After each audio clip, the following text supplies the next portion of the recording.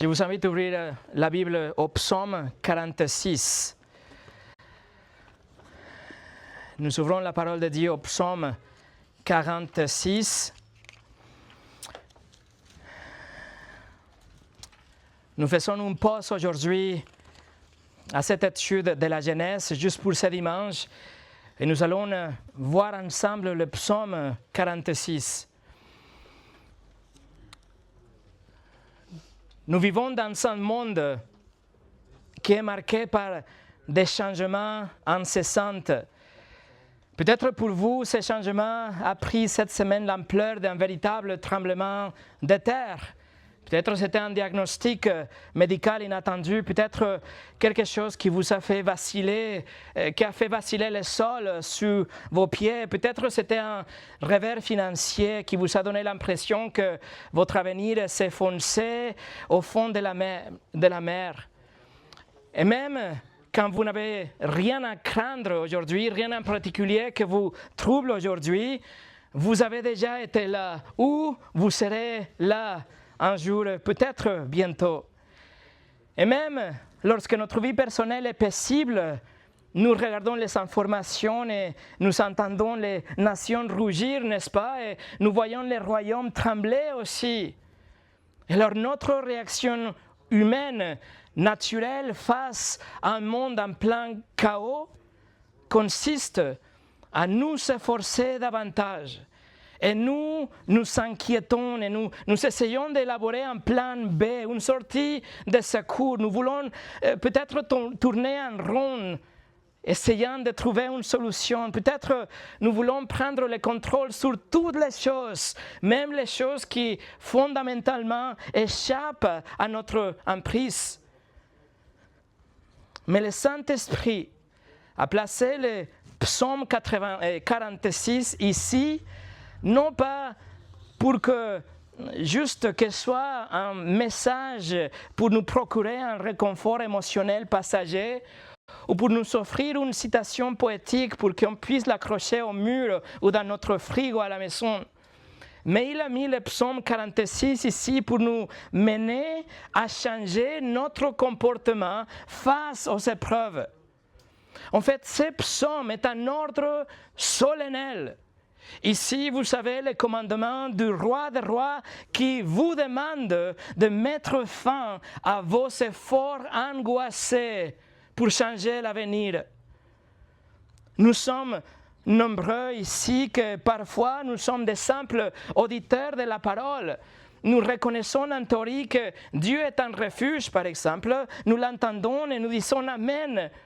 Mais pourtant, nous nous trompons nous-mêmes, car nous continuons à vivre comme si c'était à nous de maintenir notre monde en place, comme si c'était notre travail de régler toutes les circonstances de notre vie et au-delà de notre vie aussi. Alors aujourd'hui, nous n'allons pas simplement découvrir un beau psaume, une belle chanson dans la parole de Dieu, mais nous allons nous confronter à la condition humaine déchue, notre propre condition d'anxiété, notre manque de confiance parfois et notre sous-estimation dans notre confiance en nous-mêmes. Et je vous donne la conclusion de maintenant.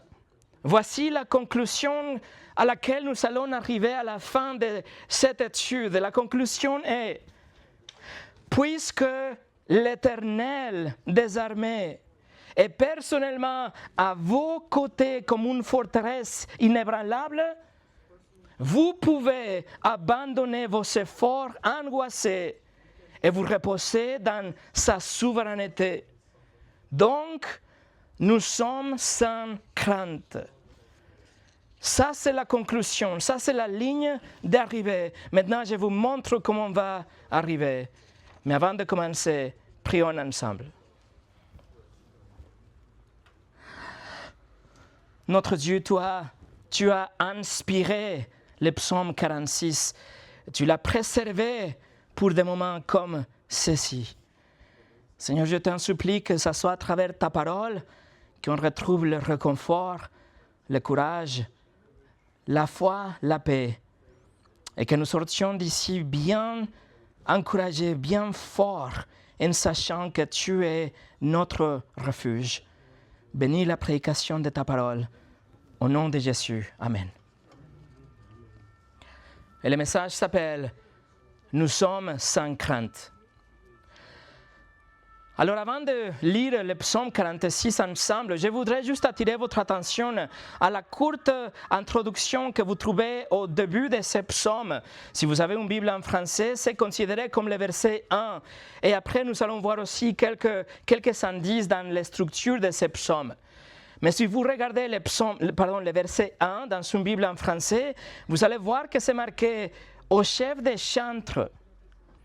Comme nous l'avons déjà étudié ensemble à plusieurs reprises, le livre de psaumes, c'était des paroles qui étaient censées être mises ensemble avec la musique pour être chantées par le peuple de Dieu. Donc l'introduction nous dit tout simplement que ces psaumes étaient pour être donnés au chef de chantres pour le chanter après.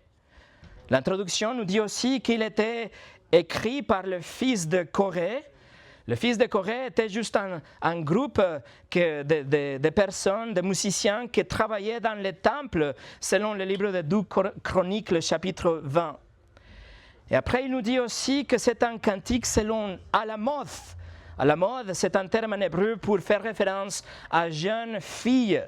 Donc ces chants étaient censés pour être chantés par des jeunes filles, c'est-à-dire c'était une voix plus aiguë, plus haute, si vous voulez. Et maintenant, regardez la structure de ce psaume. Vous voyez que ce psaume est coupé dans 3 morceaux.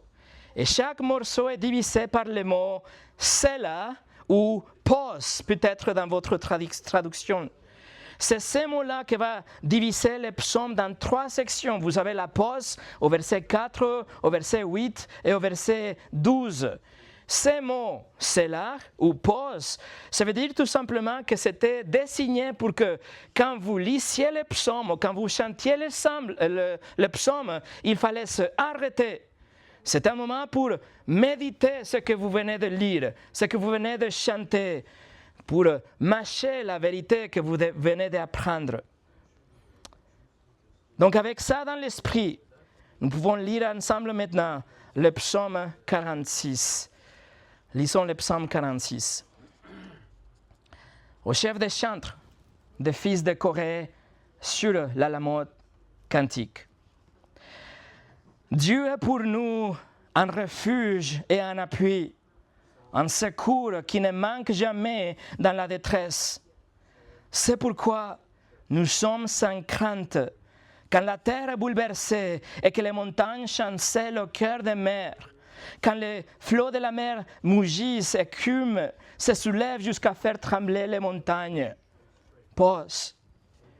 Il est un fleuve dont les courants réjouissent la cité de Dieu, le sanctuaire de demeure du Très-Haut. Dieu est au milieu d'elle. Elle n'est point ébranlée. Dieu la secourt de l'aube du matin. Des nations s'agitent, des royaumes s'ébranlent. Il fait entendre sa voix, la terre s'effondre d'épouvante. L'Éternel des armées est avec nous. Le Dieu de Jacob est pour nous une haute retraite. Pause. Venez contempler les œuvres de l'Éternel, les ravages qu'il a opérés sur la terre. C'est lui qui a fait cesser les combats jusqu'au bout de la terre. Il a brisé l'arc, il a rompu la lance, il a consumé par le feu les chars de guerre. Arrêtez et sachez que je suis Dieu. Je domine sur les nations, je domine sur la terre. L'Éternel des armées est avec nous. Le Dieu de Jacob est pour nous une haute retraite. Pause. Que la parole de Dieu soit utile aujourd'hui pour nous enseigner, pour nous convaincre, pour nous corriger, pour nous instruire dans la justice. Alors laissez-moi vous donner 3 titres, 3 sous-titres qui correspondent à ces 3 strophes que vous voyez dans votre psaume, juste pour pouvoir l'étudier. La première partie s'appelle, on va le nommer comme « Dieu est notre refuge ». Numéro 2, Dieu est notre paix. Et numéro 3, Dieu est notre roi. Commençons avec le numéro 1, Dieu est notre refuge. Si vous regardez le verset 2, nous dit, Dieu est pour nous un refuge et un appui, un secours qui ne manque jamais dans la détresse. Alors remarquez avec moi, mes amis, l'assurance de l'affirmation du psalmiste. Il nous dit tout simplement, Dieu est notre refuge. Dieu est notre refuge. Pas ma santé, pas mon travail, pas mon président, pas mes enfants. Dieu est mon refuge. Pas mon intelligence, pas mon cercle d'influence, pas mon diplôme, mais Dieu est notre refuge. Remarquez aussi qu'il ne parle pas de n'importe qui faux Dieu, n'importe quelle idole. Mais le psalmiste fait référence à Dieu par son nom 3 fois au long de ces psaumes. Il le mentionne au verset 8, au verset 9 et au verset 12. Il dit l'Éternel. Et comme vous le savez, caché derrière le mot l'Éternel en français, c'est le mot Yahvé, le nom de Dieu de la Bible comme révélé à Moïse. Le nom est là, même si en français on voit que l'Éternel. Le seul vrai Dieu, appelé aussi le Dieu de Jacob, 2 fois dans ces psaumes, verset 8 et verset 12, le Dieu de Jacob. Donc nous sommes vraiment spécifiques dans ces psaumes. On sait bien de quel Dieu nous parlons. Le seul vrai Dieu, le Dieu et Père de notre Seigneur Jésus-Christ. Et il nous dit, lui, il est notre refuge.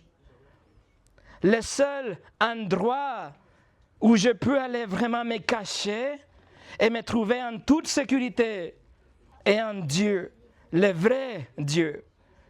Il est notre refuge.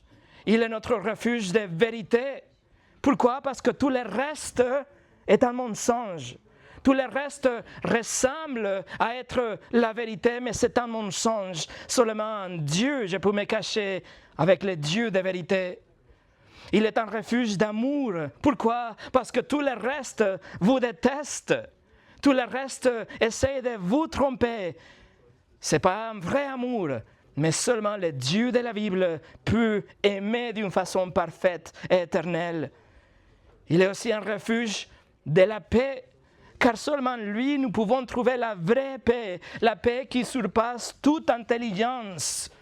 Il est, mes amis, le vrai refuge et le seul refuge. Et écoutez, ce refuge est toujours ouvert et vous pouvez y aller et vous pouvez trouver un refuge éternel et indestructible.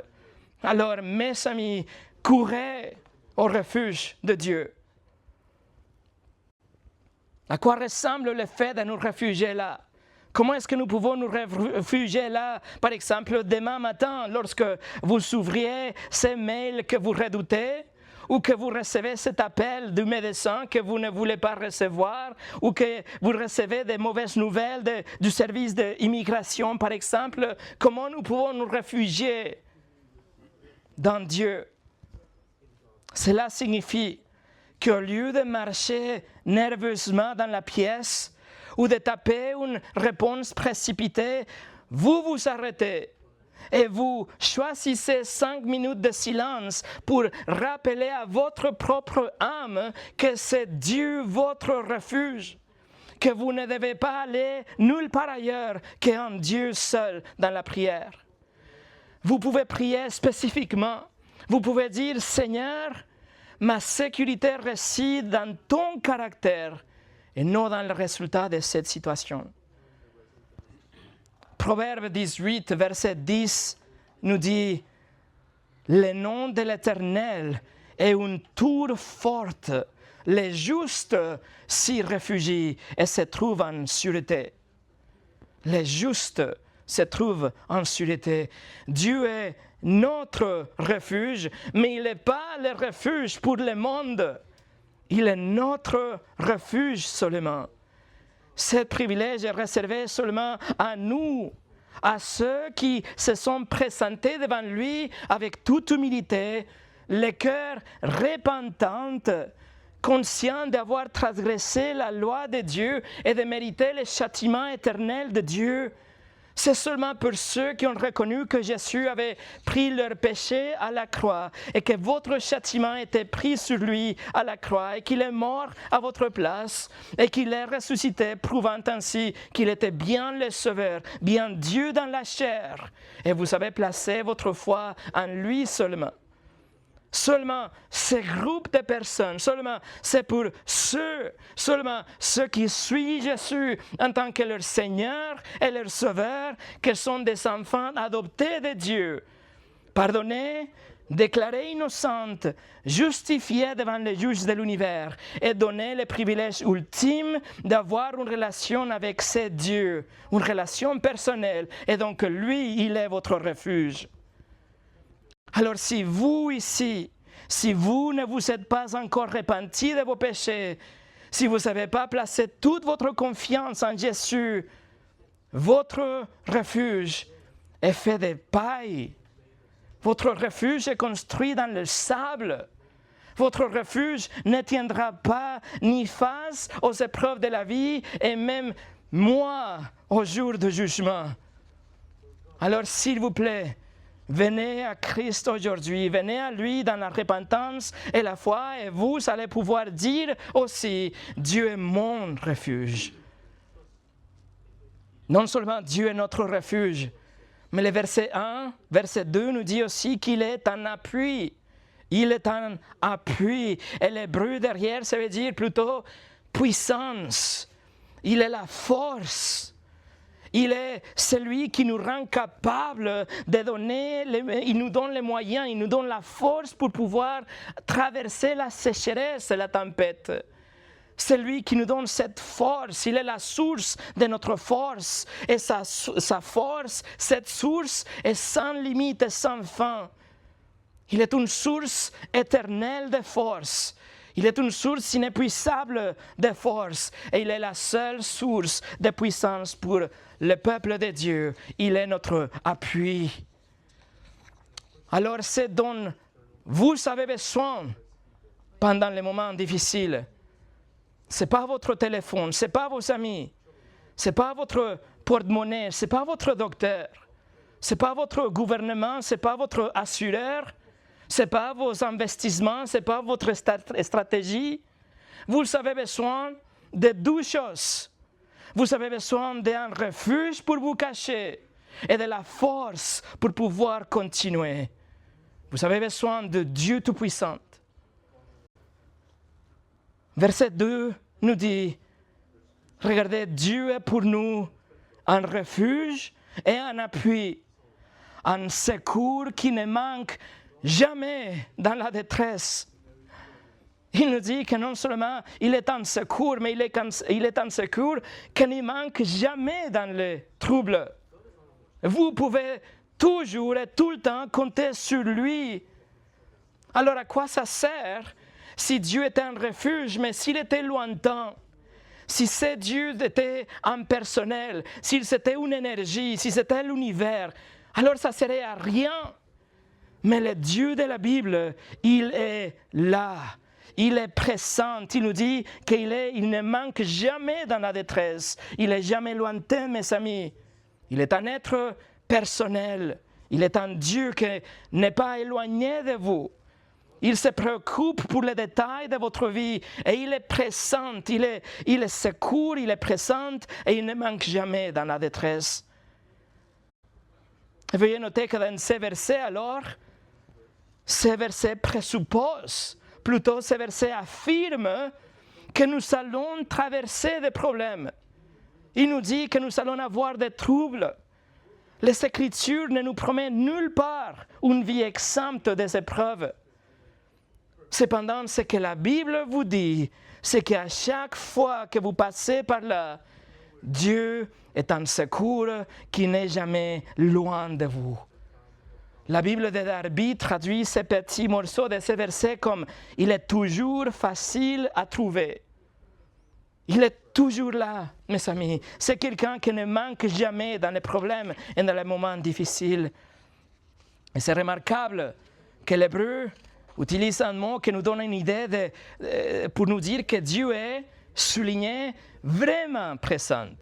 C'est comme s'il nous dit en gros et souligné qu'il est excessivement présent. Il n'est pas seulement présent, mais il est abondamment présent. Il est présent à un degré élevé. C'est ça ce que l'Hébreu nous le dit ici. Il est vraiment, vraiment présent dans la détresse. Alors mes amis, quelle devrait être la conséquence naturelle d'un cœur qui trouve son appui et son refuge sur Dieu Tout-Puissant? Quelle est la réponse d'un cœur qui comprend que Dieu est excessivement présent, surtout lorsque nous passons par des moments durs? Voici la réponse. Verset 3. C'est pourquoi nous sommes sans crainte. Et ça, c'est la conclusion du psalmiste. Ça, c'est le thème de ces psaumes. Nous sommes sans crainte. Parce que Dieu est comme ça. Parce que nous savons qui il est. Parce que nous connaissons son caractère. Parce que nous croyons à sa parole. Nous ne tremblerons pas. Nous ne tomberons pas dans la piège de l'anxiété. Nous ne serons pas ébranlés. Nous n'aurons pas peur. En fait, l'attitude de notre cœur est plutôt de la louange, parce que nous nous inclinons en signe d'adoration et nous lui faisons confiance, notamment quand nous passons à travers le feu. Et nous n'avons pas peur. Ça, c'est la louange. Probablement, vous connaissez par cœur le psaume 23. Peut-être vous avez mémorisé même le verset 4. Écoutez. Quand je marche dans la vallée de l'ombre de la mort, je ne crains aucun mal, car tu es avec moi. Et tout le reste de notre psaume, le reste de ce psaume 46, c'est pour développer cette idée, c'est pour nous dire pourquoi nous sommes sans crainte. Et il va nous dire que peu importe ce que ça arrive avec notre corps aujourd'hui, peu importe ce que ça arrive avec ces bâtiments, ou cette ville, ou ce pays, ou en Russie, ou en Ukraine, ou aux États-Unis, etc., peu importe qui gagne les élections prochaines ou quelles nouvelles lois ils vont approuver au Parlement, nous sommes sans crainte. Pourquoi? Parce que notre Dieu est un refuge et notre appui, et il est très présent quand nous avons le plus besoin de lui. Regardez versets 3 et 4. C'est pourquoi nous sommes sans crainte. Quand la terre est bouleversée et quand les montagnes chancellent au cœur des mers, quand les flots de la mer mugissent, s'écument, se soulèvent jusqu'à faire trembler les montagnes. Vous voyez, le psalmiste est ici en train de décrire dans son langage poétique les événements les plus grands auxquels il peut penser. Il est en train de parler en hyperbole, il exagère ici et il dit « Bien que le lieu le plus immuable que nous connaissons dans la terre, bien que la terre change, bien que la chose la plus grande, la plus solide qu'on connaît, une montagne, chancelle, ou bien que la mer rougisse et que les montagnes tremblent avec lui. » Il nous dit, n'importe quel événement cataclysmique est affiché dans la nature, nous sommes sans crainte. Et d'ailleurs, la hystérie du changement climatique s'arrête ici. Et à la fin du verset 4, le psalmiste nous appelle à faire une pause et à méditer. Il nous dit « Selah » ou « pause ». Il veut que nous considérions vraiment et que nous pouvons saisir dans notre cœur les grandes vérités que nous venons d'étudier. Il faut réfléchir. Il faut savoir que la confiance sans limite que nous pouvons avoir dans notre Dieu et que nous pouvons vraiment nous réfugier, trouver un secours et un appui en lui. Mais la question pour vous est, vous y croyez? Martin Lloyd-Jones, il a dit, la foi est un refus de la panique. La foi est un refus de la panique. Numéro 2, Dieu est notre paix. Non seulement il est notre refuge, mais il est aussi notre paix. Regardez les versets 5 et 6. Mais la Bible de Genève commence le verset 5 avec « il est un fleuve ». Mais littéralement, ça doit dire « il y a un fleuve ». Ok, donc on va le lire comme ça, versets 5 et 6. Il y a un fleuve dont les courants réjouissent la cité de Dieu, le sanctuaire de demeure du Très-Haut. Dieu est au milieu d'elle. Elle n'est point ébranlée. Dieu la secourt de l'aube du matin. Alors voici un sentiment de tranquillité, n'est-ce pas? Voilà un moment de sécurité et de paix dans ces versets, surtout juste après ce qu'on vient de lire, les événements tumultueux et apocalyptiques qu'on vient de lire dans les versets 3 et 4. Et du coup, ici, nous avons quelque chose de dramatique, nous avons une scène de paix. Le contraste est dramatique. On se retrouve soudain face à une rivière qui traverse la ville de Jérusalem, dans la cité de Dieu. Ça se peut que le psalmiste envisage l'avenir et qu'il est en train de penser à le fleuve de l'eau de la vie qu'on voit dans la Nouvelle Jérusalem, dans l'Apocalypse chapitre 22, ou ça se peut que le psalmiste est en train de se remonter jusqu'à la création, où il y avait le fleuve et la présence de Dieu qui donnait la paix, bien sûr. Peut-être il pense à cette rivière, au réservoir de Siloé ou le tunnel d'Ézéchias qui était capable d'apporter de l'eau à Jérusalem en cas de siège. Donc ce sont des images, peut-être qu'il pensait à ça, mais en tout cas, l'image qu'on voit ici, c'est de la paix à Jérusalem, la cité de Dieu. Et on voit que la paix qu'il retrouve ici, ce n'est pas basé sur l'épaisseur des murs de la ville ou les effectifs de l'armée de Jérusalem ou même dans l'approvisionnement d'eau pour nourrir ou donner à boire à Jérusalem. Mais la paix règne parce que Dieu est au cœur de la ville. Verset 6 nous dit « Dieu est au milieu de elle ». Voilà la paix. Regardez verset 6, parce qu'il affirme que Dieu secourt la ville. Ce qui suppose encore une fois que la ville est attaquée, que les troubles viendront, qu'il y a quand même des choses négatives qui arrivent, mais quand même, il y a de la paix parce que Dieu se soucie de nous, parce que Dieu est au milieu de son peuple et au moment précis, il se montrera. Vous voyez, notre paix ne dépend pas de nos circonstances ou de n'importe quel autre plan de secours que nous pouvons dessiner ou penser, quelque chose que nous avons déjà prévu en cas d'urgence ou même notre caisse d'épargne. Mais notre paix dépend de la présence ou non de Dieu à notre côté. Et dans la certitude que dans son timing parfait, il agira. Ça, c'est la vraie paix. Ça, c'est la paix que le monde ne peut pas vous offrir. Et le psalmiste ici écrit au verset 6 que Dieu la secourt à l'aube du matin. Vous voyez? C'est-à-dire qu'il y a un moment précis. À l'aube du matin, c'est là que Dieu agit, lorsque Dieu sait que c'est le bon moment. À l'aube du matin, peut-être que le psalmiste pense à Moïse et la mer Rouge, quand Dieu a délivré Israël au matin.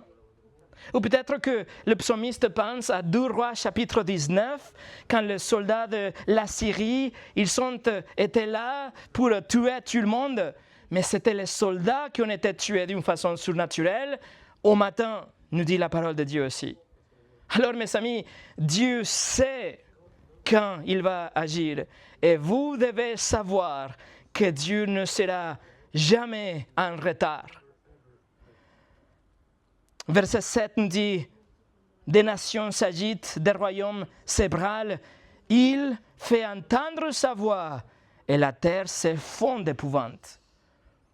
Comme au verset 4, le psalmiste ici souhaite dépeindre une image assez dramatique qui nous fera courir vers Dieu en tant que notre refuge. Ici, ce n'est pas la terre secouée, ce n'est pas les nations, c'est les nations en ce cas. La terre, c'était dans la première strophe, mais maintenant, c'est les nations qui rugissent comme des bêtes féroces.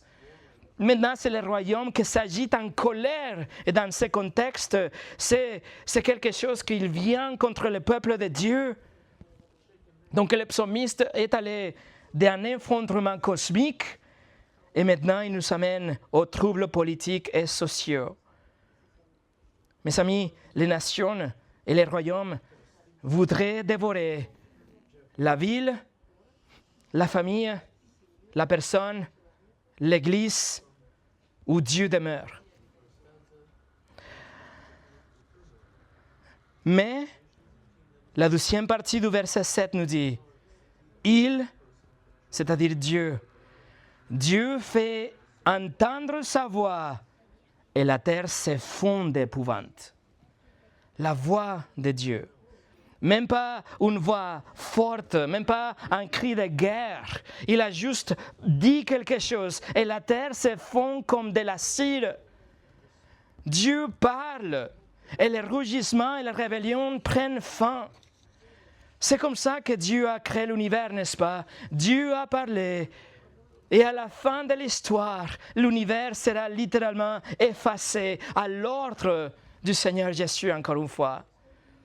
Alors écoutez, si la terre fonde avec un mot de Dieu, alors priez pour vos ennemis, priez pour votre famille, priez pour vos leaders, priez pour votre pays, priez que leur cœur soit fondu avec la parole de Dieu, l'évangile du Seigneur Jésus-Christ.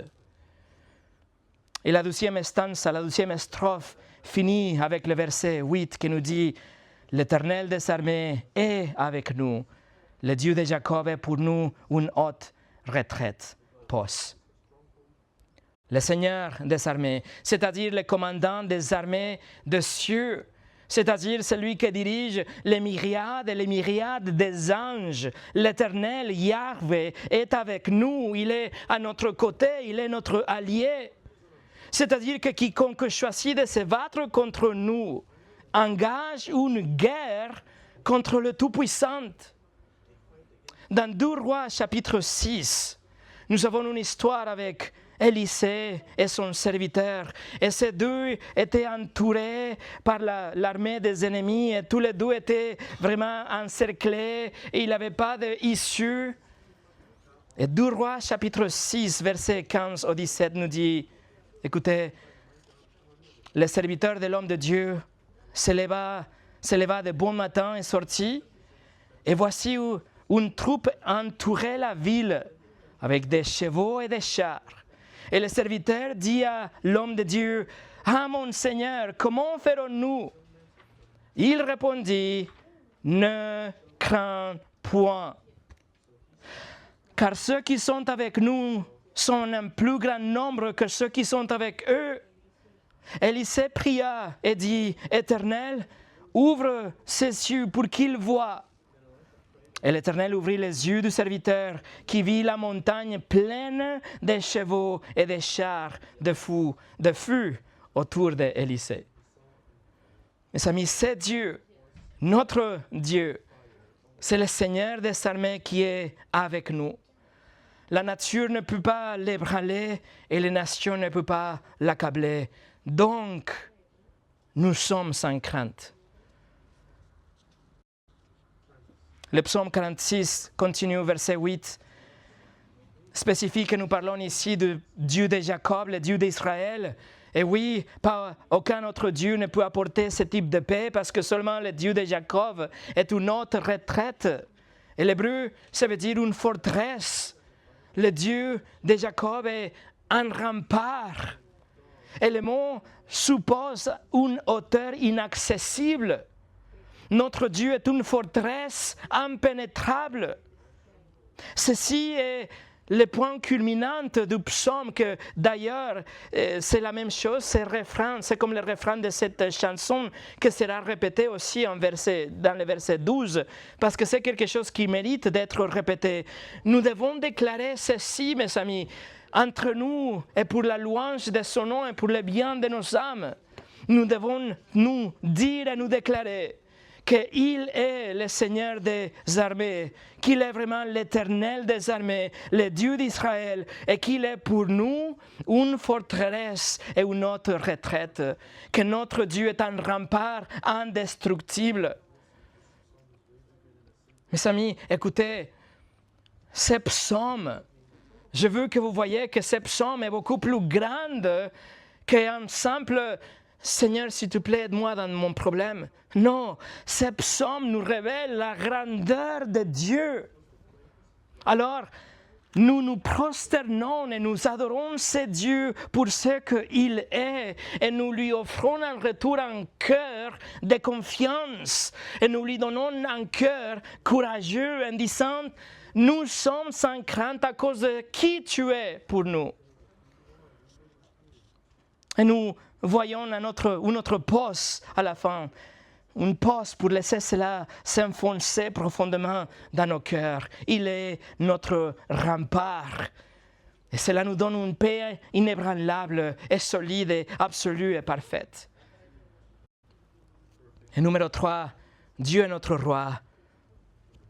Le psalmiste a déjà regardé les événements cataclysmiques qu'il a imaginés. Il a imaginé aussi l'agitation politique et la guerre. Et maintenant, il va nous rappeler que Dieu règne souverainement sur toutes choses, la nature et les pays aussi.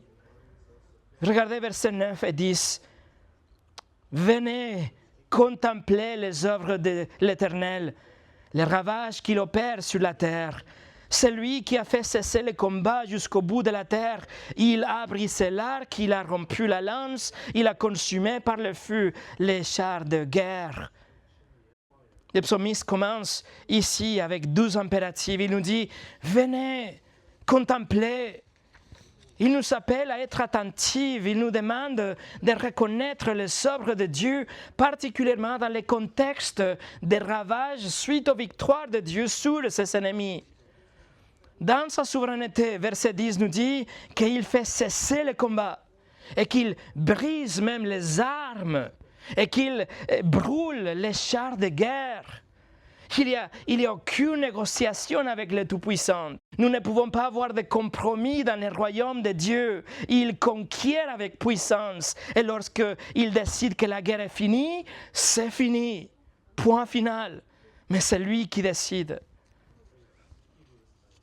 Alors tournez juste pour un moment au livre de l'Apocalypse, chapitre 20. Le livre de l'Apocalypse, chapitre 20. L'Apocalypse, chapitre 20, décrit le rassemblement des nations, alors qu'il y a une tentative finale de renverser le roi Jésus à la fin d'un royaume de 1000 ans sur la terre. Alors les nations sont prêtes pour la guerre, mais regardez comment Dieu va répondre du ciel. Apocalypse chapitre 20, versets 7 au 10. Quand les 1000 ans seront accomplis, Satan sera relâché de sa prison et il sortira pour séduire les nations qui sont aux quatre coins de la terre, Gog et Magog, afin de les rassembler pour la guerre. Leur nombre est comme le sable de la mer. Ils montèrent à la surface de la terre et ils investirent les camps des saints et la ville bien-aimée. Mais un feu descendit du ciel et les dévora. Fini. Et le diable qui les séduisait fut jeté dans les temps de feu et de soufre, où sont la bête et les faux prophètes. Ils seront tourmentés jour et nuit au siècle des siècles. Alors quand Dieu décide que la guerre est finie, la guerre est finie. Dieu est notre roi et il nous précède dans la bataille. Dieu est notre roi, mais il est aussi un roi souverain et rien ni personne n'échappe à sa volonté. Dieu est notre roi et il est souverain, mais aussi il est victorieux. Et quand il décide que l'heure est venue, même le diable perdra. Alors, nous sommes sans crainte. Regardez, nous revenons au psaume 46 et regardez le verset 11. Psaume 46, verset 11. Maintenant, Dieu parle dans la première personne. C'est lui-même qui dit « Arrêtez et sachez que je suis Dieu. Je domine sur les nations, je domine sur la terre. » Alors, ce verset est un reproche aux nations. Il s'agit d'un avertissement aux rebelles. C'est comme un ultimatum aux ennemis de Dieu. C'est un appel honnête à se rendre devant le Seigneur des Seigneurs et le Roi des Rois avant qu'il soit trop tard. Dieu le dit, arrêtez. En hébreu, ça veut dire lâcher ou abandonner ou cesser. Il s'agit d'une forme impérative et intense. C'est Dieu qui est en train de commander et il dit, nation, rebelle, arrêtez. Dans ce psaume, Dieu a déjà commandé la nature qui était en train de trembler dans les premiers versets, et il commande les nations, et les nations sont en train de rougir, mais Dieu dit, arrêtez, cessez et désistez. Renoncez, agitez les drapeaux blancs et abandonnez tout et sachez qu'il est Dieu. La France et la Chine et la Russie et les États-Unis et l'Allemagne et l'Ukraine, tous les pays du monde, tous les dirigeants de toutes les nations, sachez ceci, Dieu gagne. Il est et il sera pour toujours le roi de l'univers et il ne sera jamais mis en accusation et son mandat n'est soumis à votre vote. Il est le souverain de l'univers, point à la ligne. Il déclare dans la deuxième partie du verset 11, selon aussi en accordance avec tous les témoignages de toute la Bible, qu'il domine, mais littéralement ça veut dire qu'il sera exalté au-dessus de la terre, au-dessus de la nation, de toutes les nations. C'est-à-dire que toutes les nations vont reconnaître un jour qu'il est le souverain ultime.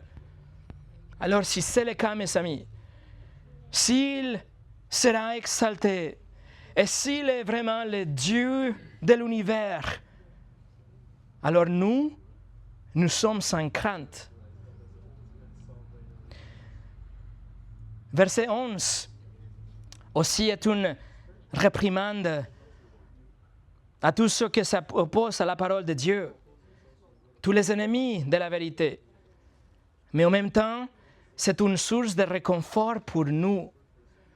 Dieu est en train de nous dire, chrétiens, chrétiennes, arrêtez, lâchez, cessez.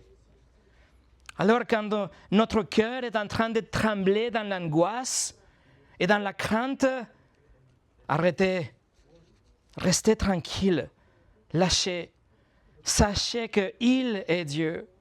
Respirez profondément et revêtez-vous d'un cœur plein de courage et plein de confiance quand vous savez qu'il est Dieu et qu'il sera exalté comme le psaume le déclare. Dieu a déclaré à travers le prophète Esaïe 46, versets 9 et 10. Dieu dit, souvenez-vous de ce qui s'est passé dans les temps anciens, car je suis Dieu et il n'y a point d'autre. Je suis Dieu et nul n'est semblable à moi. J'annonce dès le commencement ce qui doit arriver et longtemps d'avance ce qui n'est pas encore accompli. J'ai dit, mes arrêts subsisteront et j'exécuterai toute ma volonté. Alors, nous sommes sans crainte.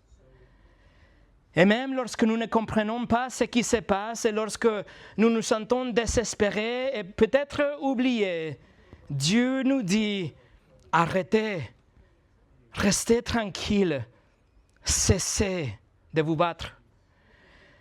Dieu vous aime, Dieu vous connaît Et vous savez que Dieu orchestre toutes choses et tous les détails de la vie pour vous rendre de plus en plus à l'image de Christ pour sa gloire. Romains 8, 28 et 29. Nous savons que toutes choses concourent au bien de ceux qui aiment Dieu, de ceux qui sont appelés selon son dessein. Toutes choses, mes amis, concourent au bien. Est-ce que vous y croyez? Ce verset nous dit et nous rappelle que Dieu règne.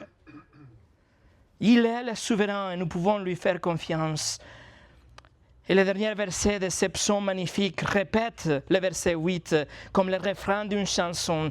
Et si vous possédez cela, alors vous vivrez sans crainte, quoi qu'il arrive. Regardez verset 12. L'Éternel des armées est avec nous. Le Dieu de Jacob est pour nous une haute retraite. Nous pouvons être confiants que Dieu est notre roi et qu'il sera exalté parmi les nations et que lui, il est avec nous et que lui, il est notre retraite. Mes frères et mes sœurs, nous pouvons nous tenir fermes et droites dans le caractère de notre Dieu, dans les promesses de notre Dieu, et nous pouvons proclamer avec audace: nous sommes sans crainte. Dieu est notre roi, donc nous sommes sans crainte. Campbell Morgan, il écrit: l'homme qui mesure les choses selon les circonstances de l'heure est rempli de crainte. Mais l'homme qui voit l'Éternel sur son trône en train de gouverner n'a jamais de panique. Et pour finir, Martin Luther a cloué ses 95 thèses à Wittenberg en Allemagne en 1517. Et il a déclenché ce que nous appelons la réforme protestante, que c'était une mission de sauvetage du vrai évangile de l'obscurité de l'Église catholique à l'époque. Luther, donc, est devenu un ennemi de l'État. Il était détesté par le système parce qu'il prétendait détenir la vérité des Écritures, qui était la vérité. Alors Luther a été donné 60 jours pour se rétracter, et dans le 59e jour, il a rassemblé ses étudiants et il a brûlé la demande de rétractation dans un grand feu sur la place centrale. Donc, en 1521, il était jugé pour hérésie et on lui demande de se rétracter encore une fois. Et cette fois-ci, Luther a demandé un jour de plus pour y réfléchir. Le lendemain, il se trouve debout devant l'homme le plus puissant du monde peut-être, c'était l'empereur Charles V. Luther a refusé de se rétracter. Alors qu'est-ce que a donné à Luther un tel courage et un cœur sans peur devant une telle situation? Réponse, le psaume 46. Luther savait, c'est pas qu'il juste connaissait les choses que nous connaissons aujourd'hui, mais il savait vraiment que Dieu est notre refuge, que Dieu est notre paix et que Dieu est notre roi. Et en fait, 6 ans plus tard, 1527, dans le contexte de la peste bubonique, c'était un moment horrible, c'était une peste qui a presque pris la vie de son fils, et c'était dans ce contexte de désespoir, la maladie, les ténèbres, le découragement et la mort, que Luther a écrit son célèbre hymne « C'est un rempart que notre Dieu ». Et cet hymne a été inspiré à partir de ses méditations sur le psaume 46. En fait, le matin, juste avant que Luther soit devant l'empereur, écoutez ce qu'il a prié. Mon Dieu, tiens-toi à côté de moi contre toute la sagesse et la raison du monde.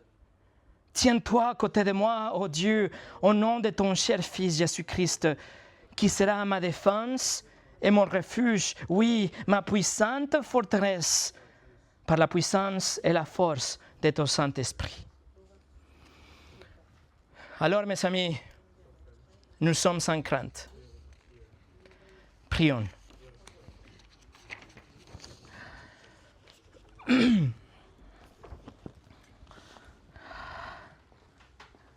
Notre Dieu, nous te remercions pour le psaume 46 que tu as inspiré pour ce type de moment. Mais maintenant, Seigneur, nous prions que ce psaume ne reste dans la page de notre Bible, que ne reste dans juste une prédication que nous avons écoutée, mais que ça soit quelque chose qui va descendre dans notre cœur pour nous amener à la victoire dans ces moments d'épreuve en tant qu'Église. Mais que ce soit quelque chose qui va rester pour toujours même dans notre esprit, pour n'importe quelle autre épreuve qui viendra chez nous dans l'avenir. Et Seigneur, nous prions en tant qu'une Église que tu nous montres les chemins et qu'en attendant, Seigneur, qu'on puisse retrouver la force et la foi dans ces vérités que nous avons étudiées aujourd'hui. Tu es notre refuge, tu es notre appui. Tu es le seul roi souverain, tu es le Dieu de l'univers et tout est souci de nous. Et pour ça, nous sommes tellement reconnaissants. Seigneur, fais grâce, s'il te plaît. Aide-nous à aussi témoigner aux autres quand il y a des troubles qui arrivent dans les voisins ou la famille, que notre réponse soit un cœur plein de foi, centré sur l'œuvre de Jésus-Christ et la parole de Dieu que nous venons de voir aujourd'hui. Seigneur, nous prions que tu sois avec nous et que ton nom soit exalté, car comme nous l'avons vu aujourd'hui, tu seras exalté parmi les nations. Et pour ça, nous te remercions. Alors, Seigneur, nous nous engageons à arrêter et cesser et savoir que tu es Dieu. Au nom de Jésus, Amen.